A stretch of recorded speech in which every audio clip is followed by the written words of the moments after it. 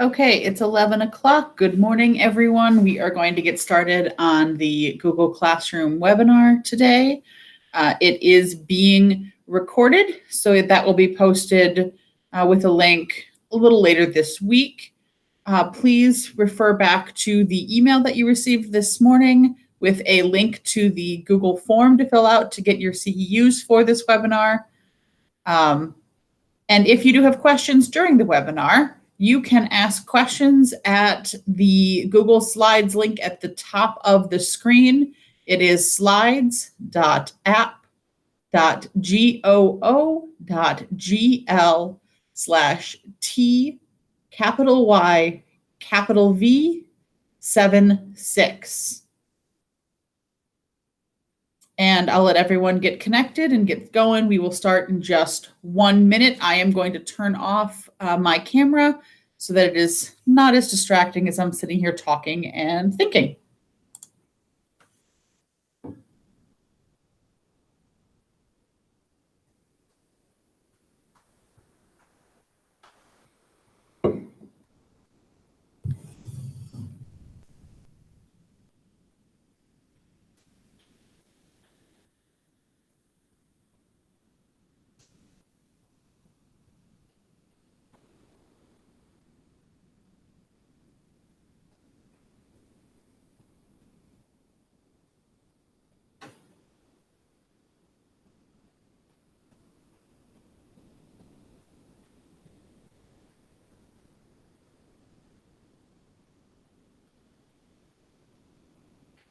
All right, we will get started with the webinar right now. We're going to talk about Google Classroom again, and the link to ask questions is at the very top of the screen one last time. That is only going to be available during the live webinar.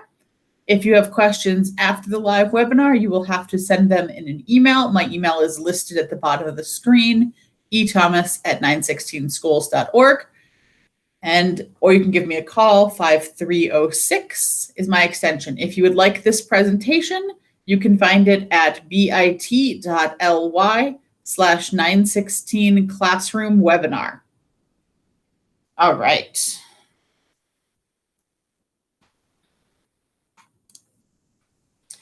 So just an overview of what we're going to talk about today. We are going to do a quick overview of Google Classroom. We're going to go over setting up a classroom using announcements, assignments, quizzes.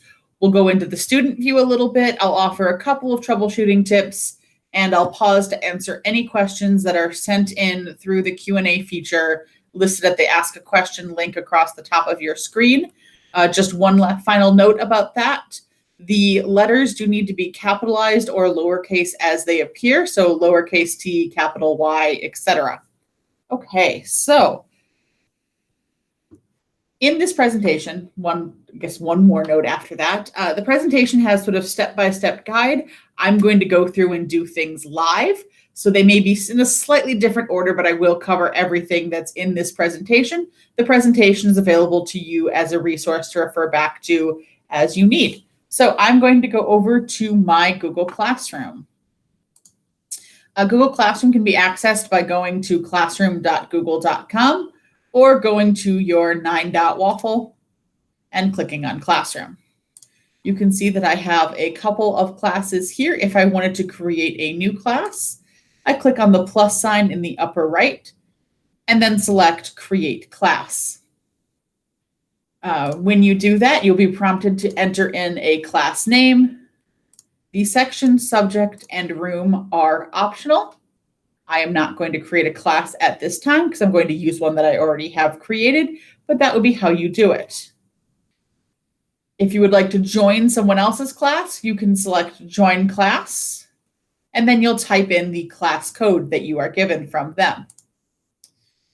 If when you click on the plus icon, you do not see Create Class, please send an email to support@916schools.org.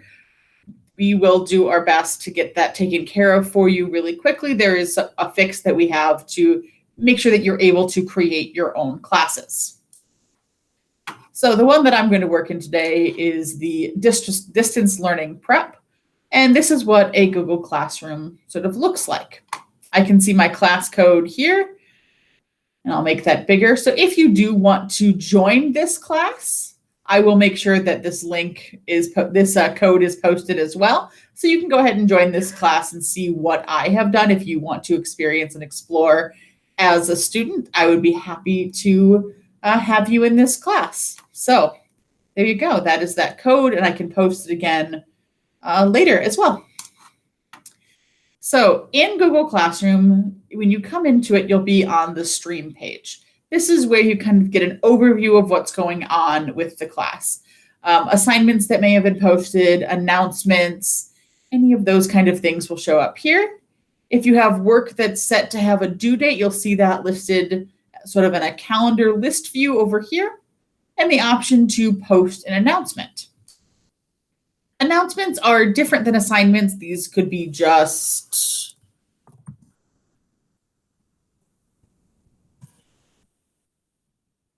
something like that, something simple. You can then add Google Drive, a link, a file, or YouTube video to this announcement. I also can select which courses. So if you have multiple courses that you are running, you can post them to multiple courses at the same time. Or if you have students sort of grouped together, you can post them and just send it to a specific group of students or select students individually. So if I only wanted this to show up for my test student, Samantha Kieran here, I could uncheck everybody else or uncheck all students and just select that one, send it to just one or two students. Of course, there are only two in this course, so it is either one or all, or send it to all. So I will go ahead and I can post this right now. This will appear immediately and students will receive an email that something has been posted in their Google Classroom.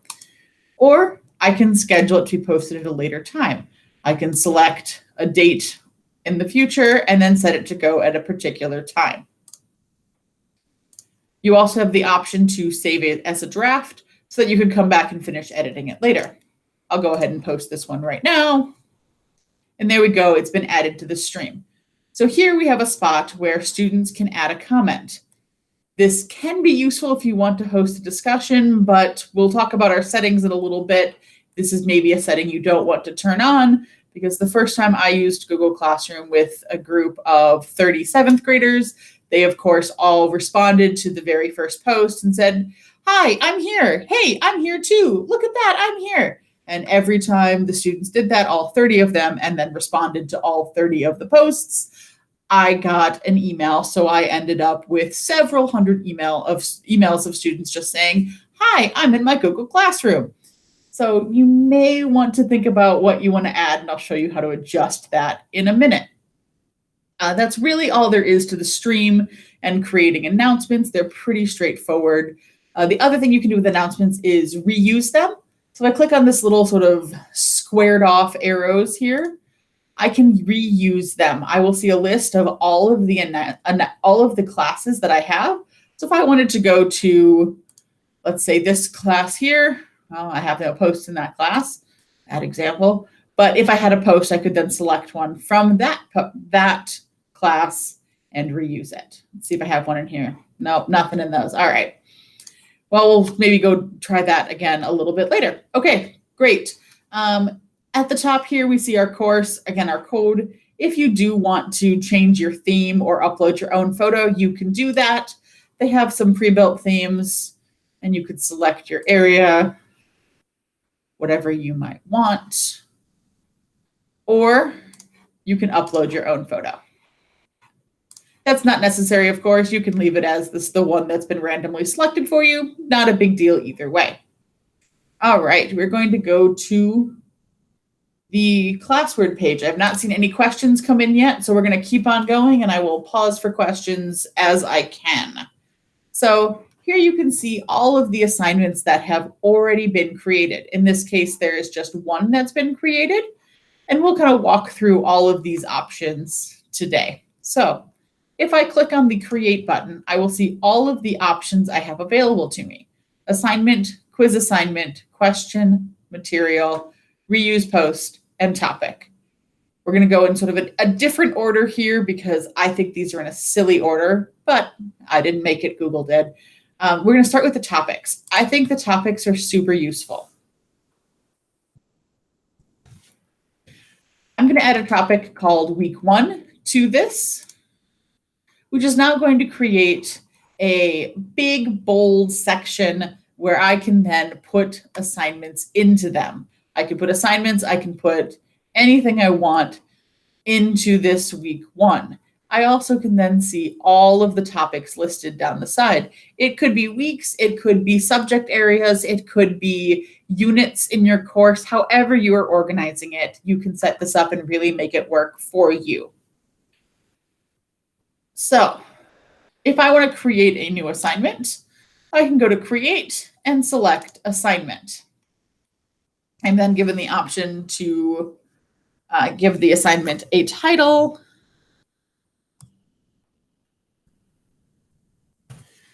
We'll call this one the webinar assignment, and we'll give any instructions here.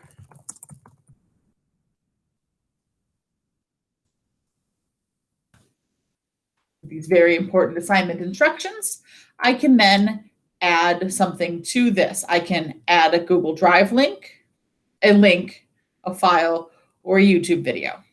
One thing to note, and this is something that some people have had some questions about in the last couple of weeks, is about adding a Google Drive assignment, a Google Drive file to the assignment. So we'll come in here and I will go find a Google Drive here. Let's go to this. Let's see here. What kind of, there we go. We'll grab this email from last week. Really important email. Maybe not that one. It's not the one I was thinking it was.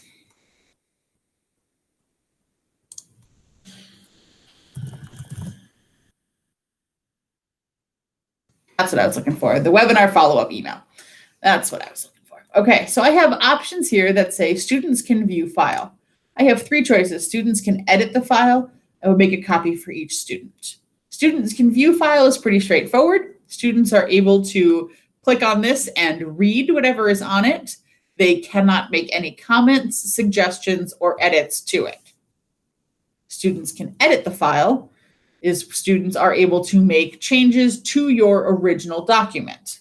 This is not an option I usually would suggest unless you do want all of the students maybe working on their own page or working on their own slide, that you want everyone to be in the same document.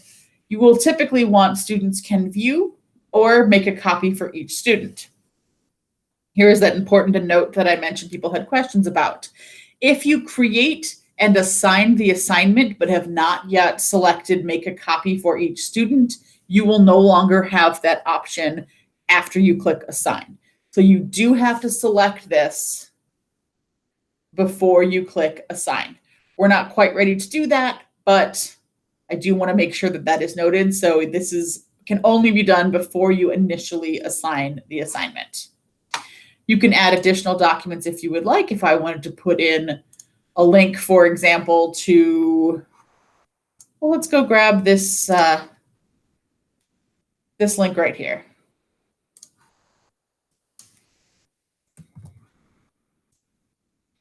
The CEU link, we'll just paste that in there. Great. So that would then also be linked here. You also can create a docs, any Google files in here as well. I prefer to create them and then add them. That's sort of just my workflow, but you can go this way as well. All right, that is sort of this main section of setting up the assignment. And then you have the additional options. So you can select which course or courses. So if you want something to go to multiple courses, you can assign it to more than one. You can again select all or just some of the students. You can set a point value or say that it is ungraded. You can set a due date if you would like. We are going to set a due date on this one just to give it as an example. And you can set a time. We'll say, yeah, sure, 11:59 p.m. Sure, that's fine. And then I can assign it to that topic. I'm going to see all of my previously listed topics here, or the option to create a new topic. I'm going to select week 1. If I had a rubric that I'd already created in Google Classroom, you can use that here. If you're not sure how to use rubrics in Google Classroom, I'm not going to go into that in this webinar. However, there are some resources at the end of the presentation that do get into rubrics and the new feature of originality reports. So then I have the option to just click assign, or I can schedule it or save it as a draft. The schedule works the exact same as the announcements. So I am just going to go ahead and assign this right now.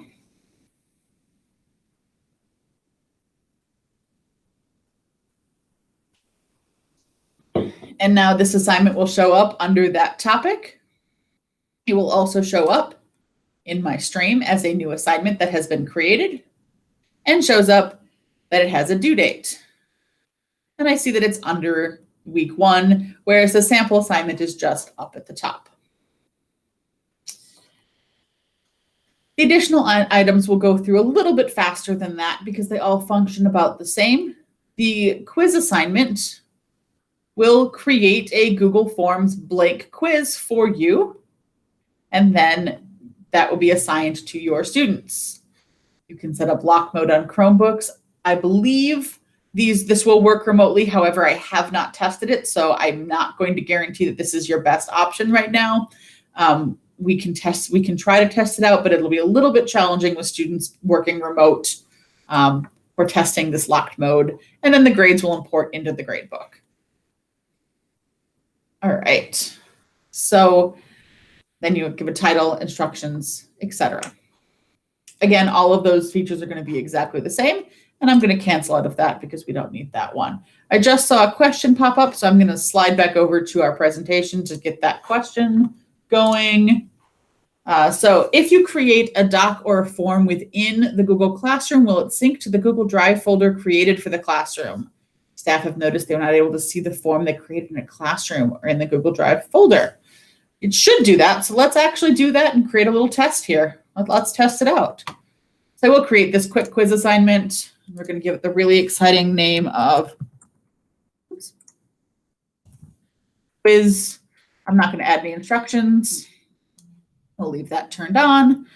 And so then if I go to my blank quiz,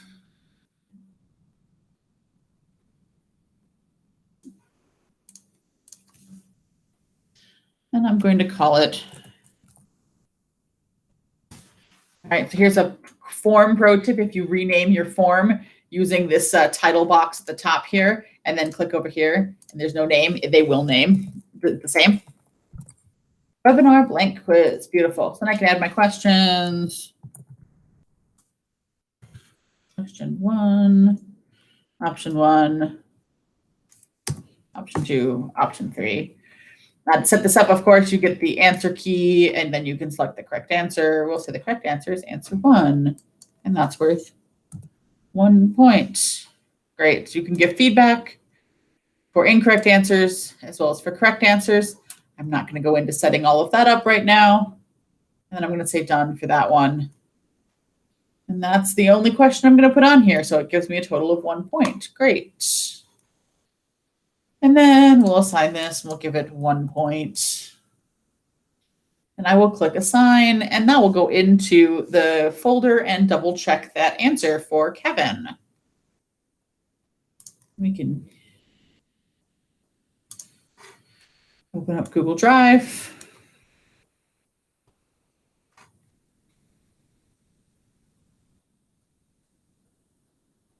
I believe it's in here. Oh, it's not in there. Here's my classroom folder.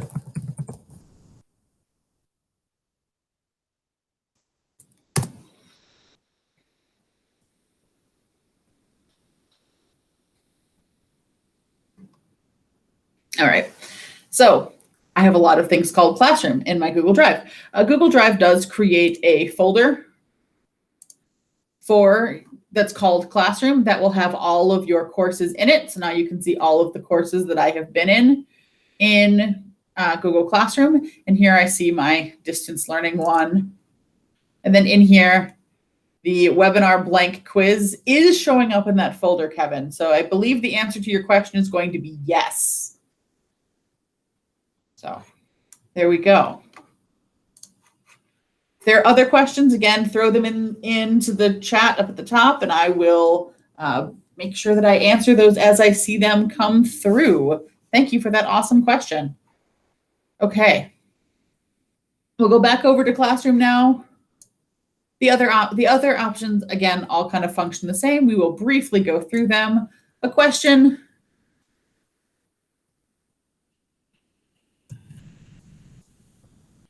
really interesting question here. You have two choices, a short answer or multiple choice. Multiple choice allows you to add options.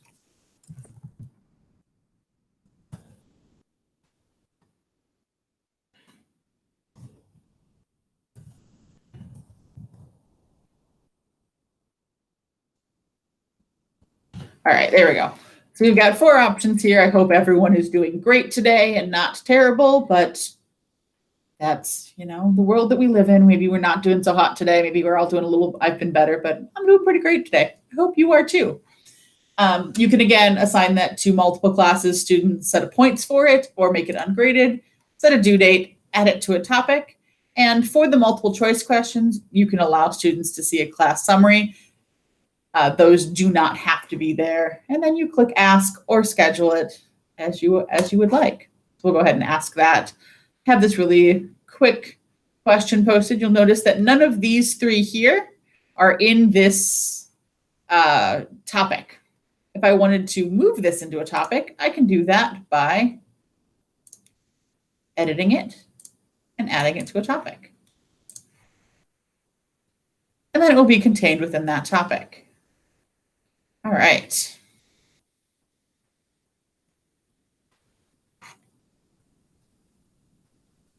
Sure, so I just got another question, so we'll go hop back over here from Jessica. Can you explain what a student will see when we assign something that is view only versus make a copy for each student, and how do we instruct them to submit each? So I'll answer the first half of your question right now and the second half of your question in just a few minutes.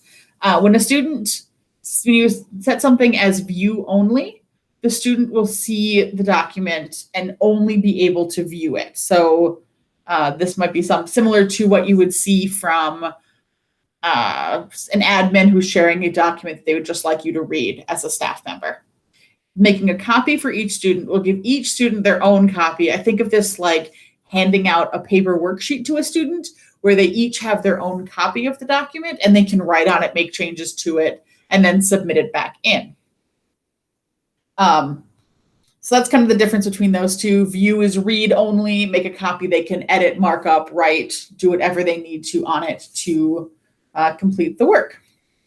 Thank you, great questions. Okay. Material is one of my favorite things that Google Classroom has added. It's one of their newer features. It's only been around for maybe a year and a half now. There didn't used to be a way to put materials, videos, documents, things that you might need into Google Classroom without having them be assigned. So that's where the material comes in. It is just something that is there as a reference point, not something that is assigned. So we can do the presentation here. I can go add this from Google Drive, and then I can go search for, oops, typing in the box is really helpful, isn't it?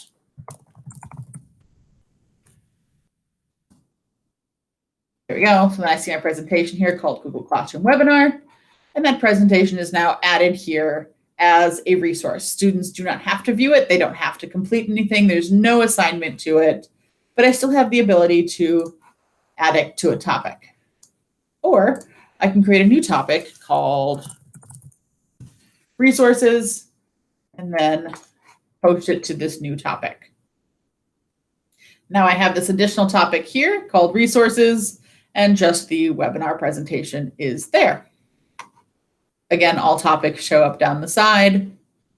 The topics are ordered with the oldest created at the bottom and the newest created at the top, with anything that is not in a topic above that.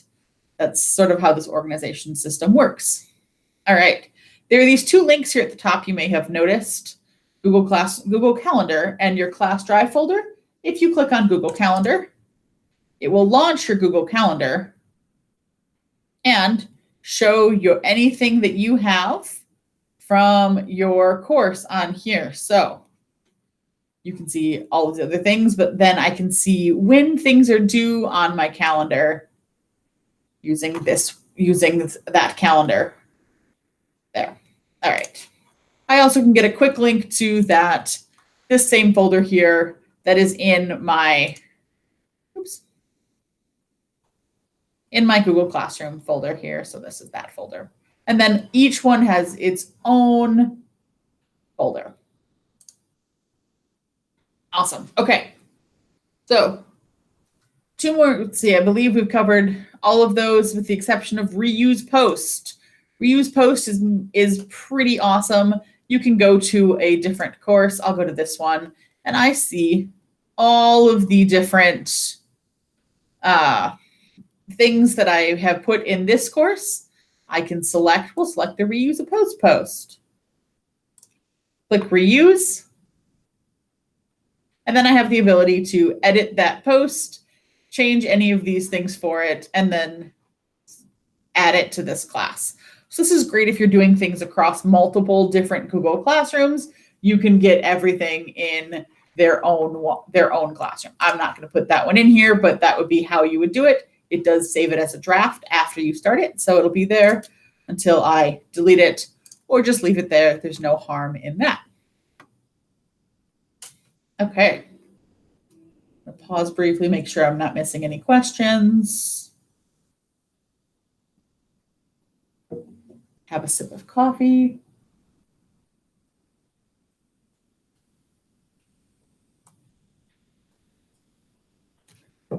Okay, excellent. No questions coming up yet.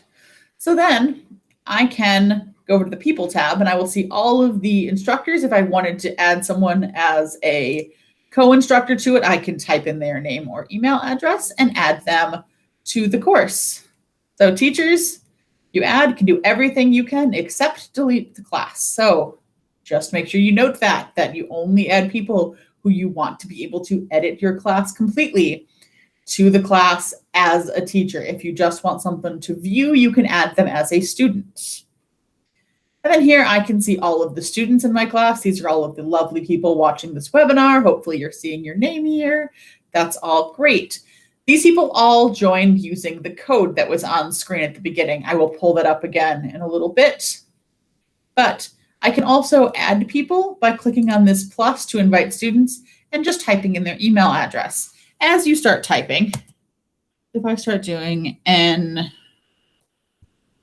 start typing in this, I would start getting students' names. Okay, I don't have any of those students right now, so we're going to do that. So this would give me all staff and students. So as you start typing in either their N and 5-digit email address or typing in their name, they should show up because they are inside the organization.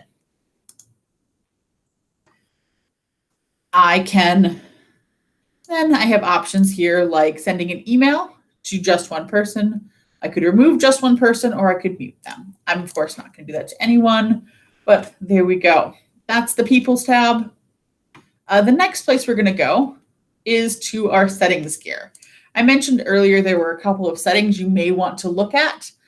This would be where you go. So you have your class name. You can change that here. Description, section, room, subject, whatever you would like to fill in for those, you can. You have your class code, and I do have the option to here I can either display it, just pull it up, or you can reset it if you think this is not a good code. It's a little bit confusing. You can try to get another one. They're randomly generated, so no picking your own code, but it is there.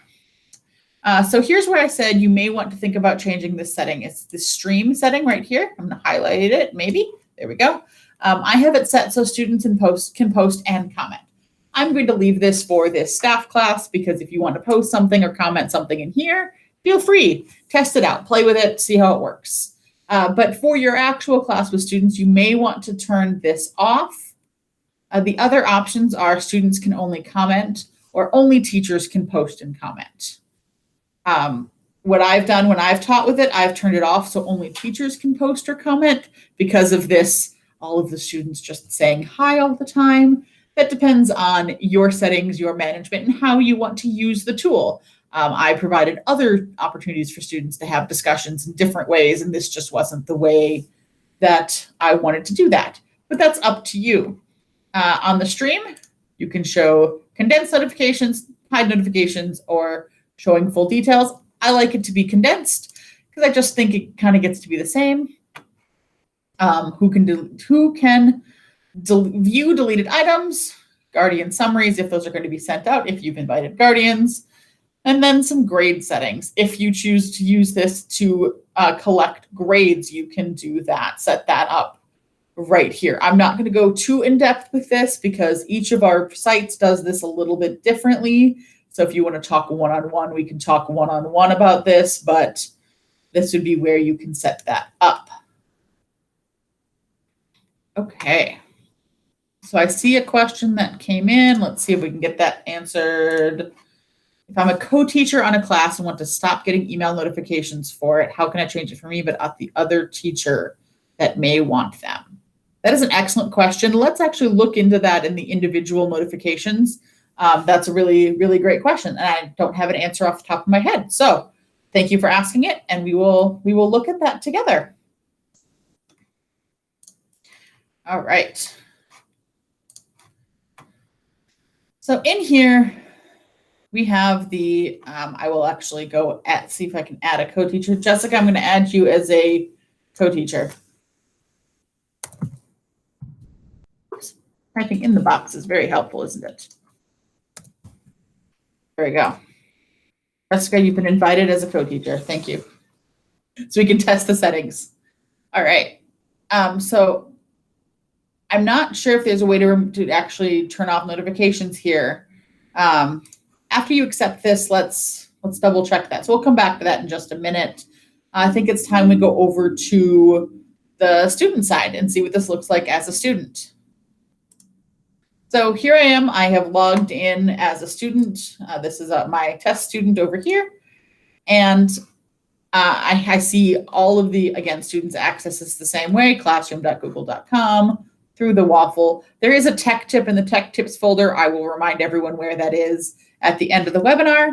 But I see the classes that this student has been invited to the first time they're invited to a class. And that would be if I were to click this plus sign and start typing in the student's name, they would have to click this join button the first time. I've already joined the actual class that we are doing right now, so I can click right into it. And then this is what the student sees. The student sees the assignments listed here, the upcoming due dates listed here, and then the ability to share something. So I'll actually have Sam say good morning to everyone. There you go. So Sam has posted that. Everyone else can see that as well. If I go over to the classwork page, the first time you go in, it's going to give some prompts. But we're going to just go to this first webinar assignment. And I see very important instructions here. And then I can click on this doc, which was, remember, the Google Doc was where I made a copy for each student. The document has been renamed with the student's name at the very top, and then followed by webinar follow-up email. And then, of course, this is the email here. And Sam can type some really important stuff in the doc. Okay, very important comments here that Sam has to add, and then has the option right up at the top, when done, to click turn in. Super great. There's no additional steps that a student needs to do when you make a copy for them. They have the doc, have the slides, have whatever it is, and then they turn it right in here.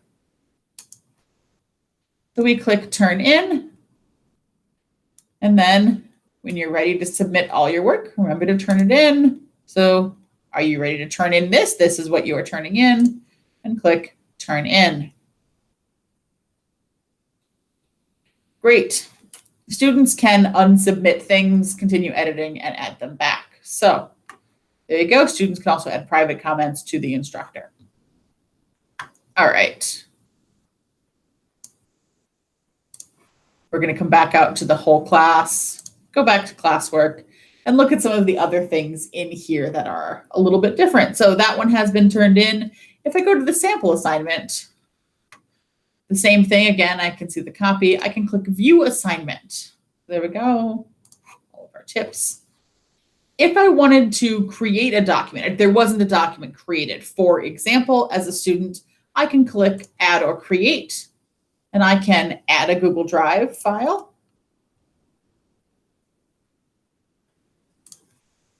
We'll use that one. Sure. So if there wasn't anything here, the student can add a file. They also could create something new. Could be creating a Google Slides here. And then I can open it up by clicking on it again, make changes to it.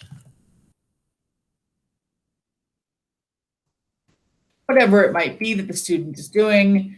And here we have the title is still named with the student's name and the assignment, and it is put into a folder called Distance Learning Prep.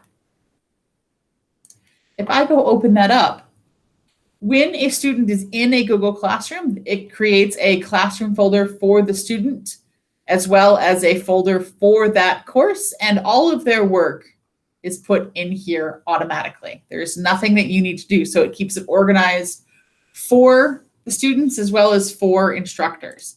If I click back here on Classroom, I would see all of the classes that the student is in, and then going back out to Drive, I would see just those. The student can go in this way, so My Drive Classroom, to the class to access work or access it through Google Classroom. When the student has added anything they want, I could add a link, I could add anything I want here. I click Turn it in. Then you see 3 attachments will be submitted for all 3 of those, and I will click Turn it in.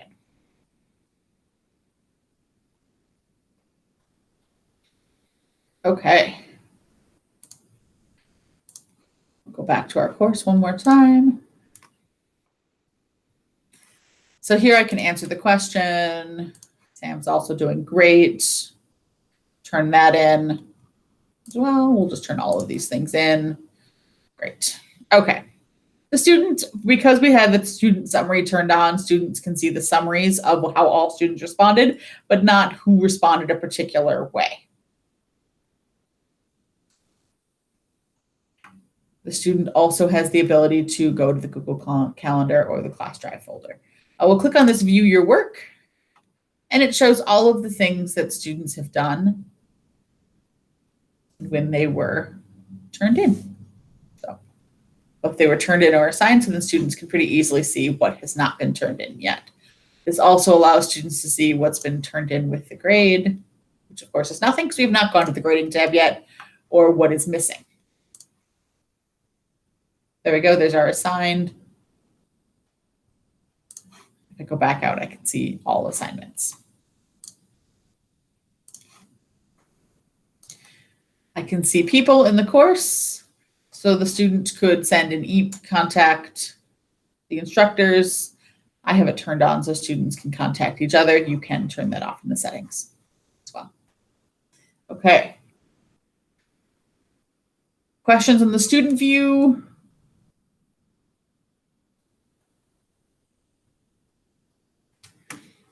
Okay, awesome. I think we're doing good so far. Great, great, great. And Jessica accepted. Okay, we'll pop back to that. I do want to pop over to the grades section. And now I can see that what has been turned in. So I can start doing some correcting. So I see that the assignments have been turned in. If I go here, I can view the submission. That's great. I could give a grade for it if I wanted to. Have to. You don't want to grade it. And then you can see each individual student or by the questions. See what the questions are. All right. The other way you can view student work is by going to this classwork page and going to the assignment. So we'll go to this webinar assignment. When I click on it, I see that 1 student has turned it in. 3 students have been assigned it. If I go to view it, I can see each student's work. So I could click on the copy that was made for Jamie. And then I can pop it out if I want to see it in a different window. You can access frequent comments. Don't you love those little pop-ups from Google? So helpful. So if I want to pop it out and view it, I could do that. I could access my frequently used comments. I don't have any set up. I don't frequently use any comments. But I could add a private comment. There's a private comment. I can make any changes, highlight, add any of that in here as well. And the student will see all of that. And then when I am done, I can click return. I can then quickly go through to multiple students. I can go backwards or forwards, or just go through the list of students here. So I can see the turned in one here. We'll go back here.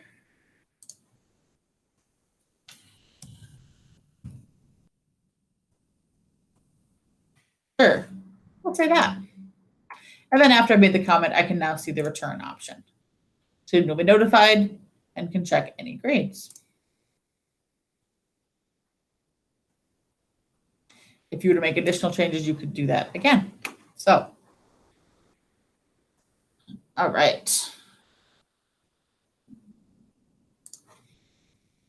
So I can quickly see all of them. I can see what has been returned, what's just been assigned, and I can then do some filtering up here. And of course, this assignment was ungraded, so I did not have a spot to give it a grade.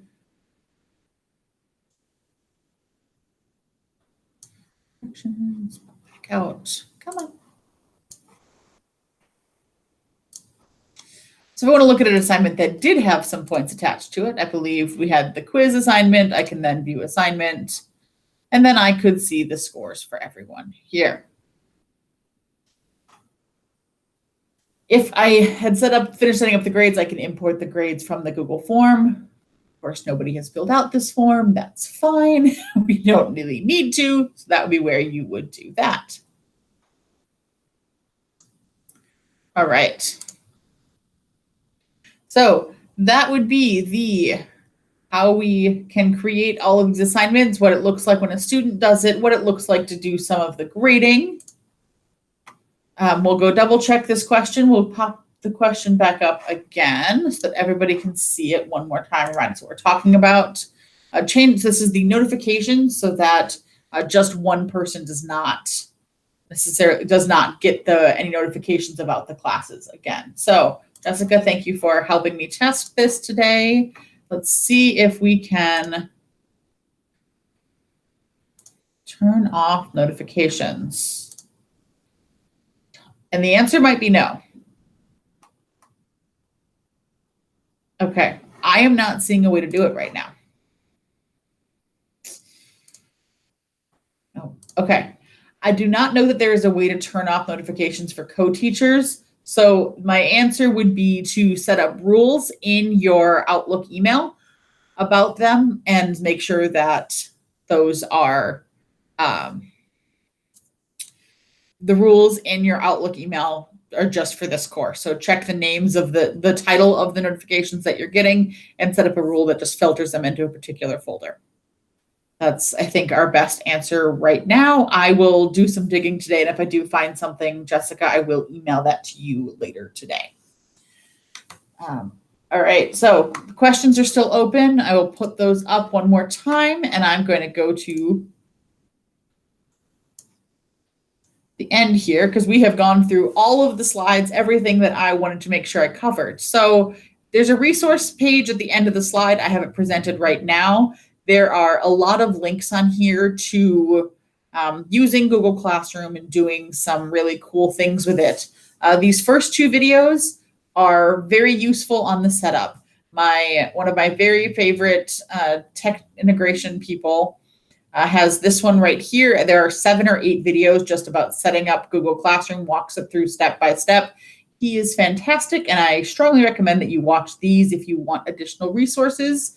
Another really great setup video here. And then these last 4 are some tips and tricks and some additional ways to use Google Classroom. Some kind of interesting, innovative ideas if you're looking for something new and different. You can check out those. There are some super good ones. And this last one has 60 ways to use Google Classroom. So more than enough to last a good long while. So I'm going to leave this up and leave it up for just 1 more minute or 2 more minutes to see if we can get any questions. Oh, I forgot. I said I was going to, as I moved the slides away, I said I was going to remind everyone where our tech tips are. So if you go to your shared drives, you will have the public tech folder. In the public tech folder, there is tech tips, and there is a new folder called COVID-19 2020 Distance Learning. In here are all of the tech tips, which includes one on students signing into Google Classroom.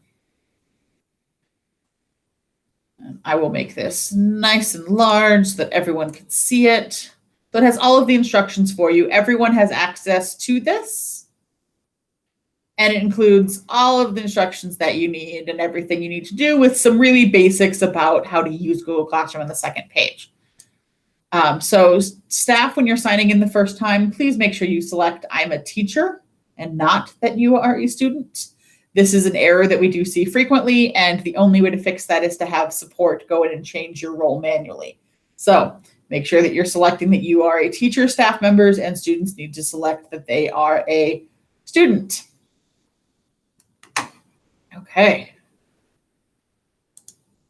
So I'm not seeing any further questions. I'm going to stop the recording here. So thank you for watching. If you're watching the recording, please send any questions to support@916schools.org or to ethomas@916schools.org. Make sure that you fill out the, you want to fill out this CEU survey. You will get an email certificate, and you will get your CEUs added to Keep Certified automatically for you. So please do that. This form will be the same for future webinars, so just make sure you select the correct webinar when you do that. All right, and I'll leave the chat up for just a few more minutes to answer any additional questions. So thank you for watching the recording.